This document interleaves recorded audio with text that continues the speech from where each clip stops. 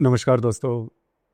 मेष राशि के लिए साढ़े साथी की शुरुआत हो चुकी है। मतलब मेष राशि के व्यय भाव में शनि आ चुका है। उसी प्रकार व्यय भाव में कई जो ग्रह हैं उसका आगमन हो चुका है, जैसे कि रवि, शनि, राहु, बुध, शुक्र। ये जो सभी ग्रह है यह व्यय भाव में भ्रमण करने जा रहे हैं और व्यय जो भाव होता है वह अशुभ फलदायी माना जाता है। उसी प्रकार आपके राशि का जो स्वामी है मंगल, जो कि अपने शत्रु और नीच राशि में भ्रमण कर रहा है।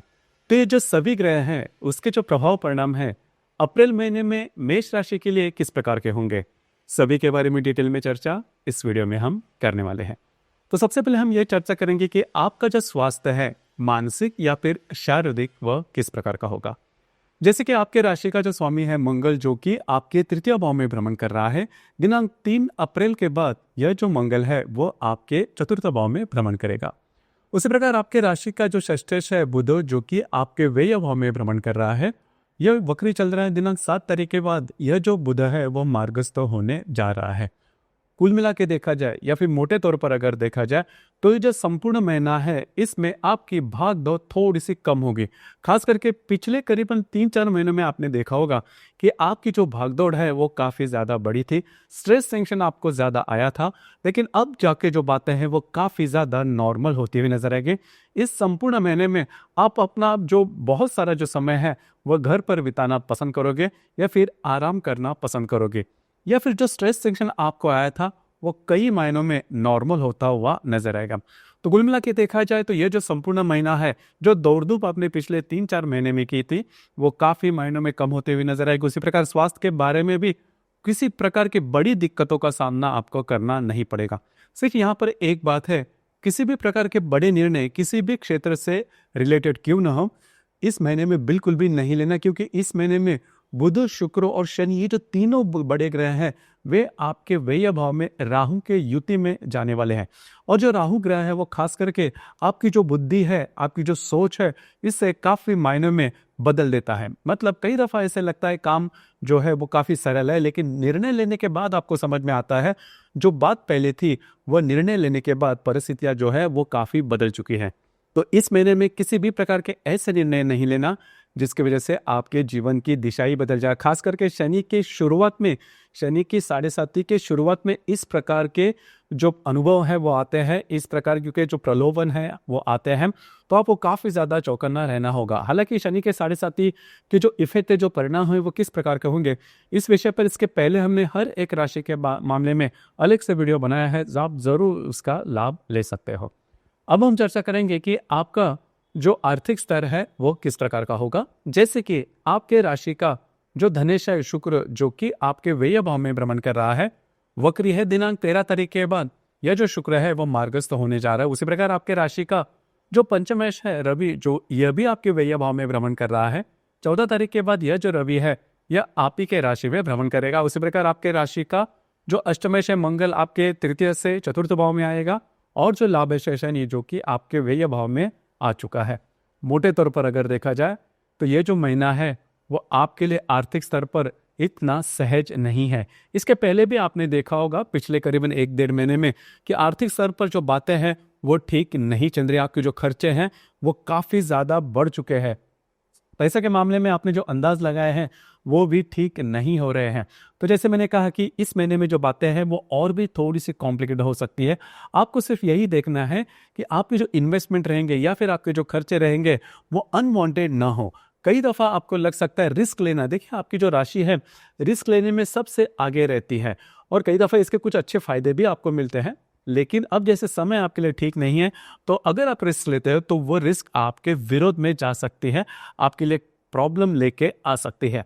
दूसरी ज्यादा महत्वपूर्ण बात, इजी मनी के पीछे बिल्कुल भी नहीं जाना, आपकी जो अंदाज है वो चूक सकते हैं। तीसरी महत्वपूर्ण बात, अगर आप शेयर मार्केट में ट्रेड करते हो और अगर आप ट्रेड करना चाहते हो तो फिर करीबन इस महीने के 17-18 तारीख के बाद का जो समय है वो आपके लिए ठीक होगा। कुल मिला के देखा जाए तो इस महीने में जो आर्थिक स्तर है वो ठीक देखा नहीं जाएगा। उसी प्रकार घर के जो लोग हैं उनके साथ भी जो बातें हैं वो छोटी मोटी बातों को लेकर तकरार हो सकती है। हालांकि इसका बहुत बड़ा परिणाम देखा नहीं जाएगा, जो कि काफी अच्छी बात होगी। उसी प्रकार अगर आप किसी के रिलेशनशिप में हैं पिछले महीने में मतलब मार्च के महीने में आपने देखा होगा कि बहुत सारे मिसअंडरस्टैंडिंग थे वो डेवलप हो चुकी थे। कई दफ़ा बातें काफ़ी एक्सट्रीम पर आ रही थी। तो ये जो बातें हैं इस महीने के करीबन 17-18 तारीख के बाद काफ़ी ज़्यादा नॉर्मल होते हुए नजर आएंगे। आपकी जो रिलेशनशिप है वो कई महीनों में देखा जाए तो सीधी सीधे या फिर नॉर्मल होती नजर आएगी, जो कि काफ़ी अच्छी बात होगी। लेकिन जो गर्भवती महिला है उन्होंने खुद के स्वास्थ्य के बारे में ध्यान देना बहुत ही ज़्यादा आवश्यक होगा। स्वास्थ्य की जो समस्याएं हैं वो काफ़ी ज़्यादा आ सकती है। छोटी से छोटी बात भी अगर आपको कुछ लक्षण दिखाई देते हैं तुरंत उस पर काम करना आवश्यक है, क्योंकि आगे जो बातें हैं वो काफ़ी ज़्यादा कॉम्प्लिकेटेड हो सकती है। इन चीज़ों पर ध्यान देना आवश्यक है। उसी प्रकार जो विद्यार्थी वर्ग है उन्होंने भी जो भी आपकी बातें हैं, जो भी आप काम कर रहे हो, जिस भी प्रकार की आप शिक्षा ले रहे हो उससे रिलेटेड जो बातें हैं वो थोड़ी सी कॉम्प्लेक्सिटी में जा सकती है। बस आपको इसी के ऊपर थोड़ा सा ध्यान देना होगा। उसी प्रकार वैवाहिक जीवन का मामला है, वो वैवाहिक जीवन का संपूर्ण मामला इस महीने में आपके लिए बहुत ही ज़्यादा कॉम्प्लिकेटेड हो सकता है, क्योंकि आपके व्ययभाव में कई सारे जो ग्रह है, बहुत सारे ग्रह जैसे कि रवि, शुक्र, बुध, नेपच्यून, राहु, ये जो सभी ग्रह हैं वे आपके व्यय भाव में आ चुके हैं, षष्ठ भाव, सप्तम भाव के षष्ठ भाव। तो यहाँ पर अगर आप विवाहित हो तो आपकी जो वैवाहिक जोड़ीदार है इनमें और आप में मिसअंडरस्टैंडिंग वगैरह बहुत ही ज़्यादा हो सकती है। जो बातें हैं वो काफ़ी ज़्यादा एक्सट्रीम पर जा सकती है। खास करके आपके जो वैवाहिक जोड़ीदार है वे यदि किसी व्याधि से त्रस्त है तो उससे रिलेटेड जो बातें हैं वो बहुत ही ज़्यादा कॉम्प्लिकेटेड हो सकती है और आपके जो रिलेशन है वैवाहिक जीवन पर इसका बुरा असर आ सकता है, काफ़ी ज़्यादा नेगेटिव असर आ सकता है। इन चीज़ों पर थोड़ा सा ध्यान देना बहुत ही ज़्यादा आवश्यक होगा। उसी प्रकार कार्य क्षेत्र से रिलेटेड अगर कहा जाए तो जो भी आपका कार्य क्षेत्र है, जो आपका कर्मेश है शनि, जो कि आपके व्यय भाव में भ्रमण कर रहा है, यहाँ पर जो भी आपका कार्य क्षेत्र है उससे रिलेटेड जो बातें हैं वो थोड़ी सी कॉम्प्लेक्स होते नजर आएगी। खास करके आपको लग सकता है कि आपसे ज़्यादा काम लिया जा रहा है, आप पर अन्याय हो रहा है, और आपकी जो राशि है अगर ऐसी कोई बात थोड़ी सी भी दिखाई देती है तो अन्याय के विरुद्ध आवाज़ उठाना ये आप अपना फर्ज समझते हो, ठीक भी है। लेकिन होता क्या है कि अभी जैसे समय आपका ठीक नहीं है तो आपके जो अंदाज है वो चूक भी सकते हैं, जिसका सीधा सीधा असर आपका जो भी कार्य क्षेत्र है, जो भी करियर है उस पर होने वाला है। ध्यान रखिए ये जो संपूर्ण महीना है, अप्रैल का महीना, वो बहुत ही ज़्यादा ट्रिकी है। मतलब कई दफ़ा आपको लग सकता है कि शुरुआत में जो डिसीजन लोगे आगे जाके आपको समझ में आ जाएगा जो डिसीजन आपने लिए वो कितने चूक थे या फिर उसमें आप कितने फंस चुके हो। तो इन चीज़ों पर थोड़ा सा ध्यान देना आवश्यक है। व्यय भाव में कई ज़्यादा ग्रह आने के कारण स्ट्रेस टेंशन ज़्यादा आ सकता है। आर्थिक जो आपकी बातें हैं वो कॉम्प्लिकेटेड हो सकती है। किसी को जामीन रहना वगैरह जो बातें हैं वो बिल्कुल भी नहीं करना, आप इसमें फंस सकते हो। ग्रह योगन के बारे में अगर कहा जाए तो करीबन 2 तारीख को शुक्र और राहु की युति आपके व्यय भाव में होने जा रही है। अब ये जो युति है काफ़ी महत्वपूर्ण है। जो भी अगर आप विवाहित हो तो आपके जो वैवाहिक जोड़ीदार हैं उनमें और आप में जो बातें हैं वो प्रॉब्लम कॉम्प्लिकेशंस वाली हो सकते हैं। और सबसे इंपॉर्टेंट बात, जिनकी भी मतलब एक्स्ट्रा मैरिटल अफेयर में जो भी सम्मिलित है उनके लिए भी ये जो समय है वो काफ़ी ज़्यादा ट्रिकी हो सकता है। आपके लिए जो बातें हैं वो ज़्यादा कॉम्प्लिकेटेड हो सकती है। ध्यान रखिए ये बातें जान लेना बहुत ही ज़्यादा आवश्यक है। उसी प्रकार दिनांक 4 तारीख को बुध और राहु की जो युति है यह भी आपके व्यय भाव में होने जा रही है। तो कमिटमेंट प्रोमिसेस वाली जो भी बातें हैं आर्थिक स्तर पर या फिर खास करके डॉक्यूमेंट से रिलेटेड किसी भी प्रकार की जो बातें हैं ये समय में बिल्कुल भी नहीं करना। जो 4 तारीख का जो दिन है मतलब करीबन 3, 4, 5 इन 3 दिनों में इस प्रकार की बातें बिल्कुल भी नहीं करना। उसी प्रकार फंस जाना, फंसाए जाना, इस प्रकार के अनुभव से आप गुजर सकते हो। इसी प्रकार दिनांक 5 तारीख को मंगल और शनि का त्रिकोण योग होने जा रहा है। मंगल जो कि आपके चतुर्थ भाव में भ्रमण कर रहा है, जो शनि आपके व्यय भाव में भ्रमण कर रहा है, दोनों का त्रिकोण योग होने जा रहा है। यह जो त्रिकोण योग है आपके लिए काफ़ी ज़्यादा शुभ फलदायी साबित होगा। खास करके घर के जो लोग हैं उनके साथ आपकी जो इंटरेक्शन है वो काफ़ी अच्छी देखी जाएगी। घर के जो लोग हैं उनके साथ कहीं बाहर घूमना फिरना हो सकता है, पिकनिक पर आप जा सकते हो, आपका जो समय है वो काफ़ी अच्छा बीत सकता है। उसी प्रकार दिनांक 6 तारीख को मंगल और शुक्र का त्रिकोण योग भी होने जा रहा है। खास करके यहाँ पर आपके जो वैवाहिक जोड़ीदार है उनके साथ आपकी जो हार्मनी है वो काफ़ी अच्छी देखी जाएगी। कुछ अच्छे लाभ वगैरह भी मिल सकते हैं। दिनांक 7 तारीख को शुक्र और शनि की युति आपके व्यय भाव में होने जा रही है।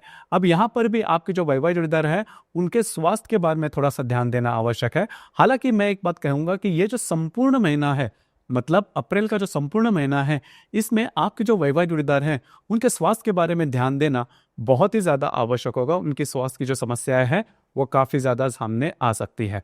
उसी प्रकार दिनांक 24 तारीख को शनि और राहु की युति होने जा रही है। अब ये जो समय है या फिर ये जो पर्टिकुलर एस्पेक्ट है वो बहुत ही ज्यादा महत्वपूर्ण साबित होगा। दो जो बड़े ग्रह है, जो पाप ग्रह है आपके राशि के लिए, और वो भी आपके व्यय भाव में, अशुभ भाव में एकत्रित होने वाले हैं या फिर युति में जाने वाले हैं दिनांक 24 तारीख को। तो करीबन 20 तारीख से लेकर 27-28 तारीख तक का जो ये जो बड़ा स्पैन है उसमें आपको बहुत ही ज्यादा चौकन्ना रहना होगा। फंस जाना, फंसाए जाना, चीटिंग होना, इस प्रकार के अनुभव आपको आ सकते हैं। ध्यान रखिए ये जो अनुभव है आपको किसी भी क्षेत्र से रिलेटेड हो सकते हैं। तो जो बातें मैंने शुरुआत में की कि आपको इस महीने में, खास करके ये जो पर्टिकुलर दिन है इसमें आपको किसी भी प्रकार के रिस्क नहीं लेना। रिस्क चाहे छोटी हो या बड़ी, कितनी भी चाहे सोची समझी क्यों ना हो, रिस्क बिल्कुल भी नहीं लेना। बहुत ही इजीली आप इसमें फंस सकते हो। ध्यान में रखिए ये 7.5 की शुरुआत है, इस प्रकार के अनुभव आगे भी आने वाले हैं, लेकिन चौकन्ना रहना बहुत ज़्यादा आवश्यक है। इस प्रकार के जो भी एस्पेक्ट है हम अपने वीडियो में बताते जाएंगे, लेकिन आपको इस पर अमल करना बहुत ही ज़्यादा आवश्यक है। खास करके कार्य क्षेत्र से रिलेटेड जो बातें हैं वो कॉम्प्लीट हो सकते हैं। मनी मैटर्स जो भी रहेंगे, यह जो कालावधि है उसमें बिल्कुल भी नहीं करना। आपके जो वैवाहिक जोड़ीदार हैं उनके स्वास्थ्य के बारे में भी जो बातें हैं वो बहुत ही ज़्यादा कॉम्प्लिकेट हो सकती है। आपको समझ में नहीं आएगा कि उनके स्वास्थ्य से रिलेटेड जो भी बातें हैं वो किस प्रकार से ऑपरेट हो रही है। ध्यान रखिए ये जो बातें हैं वो काफ़ी महत्वपूर्ण है। सिर्फ यहाँ पर एक बात है जो कि एक तरह से अच्छी भी हो सकती है।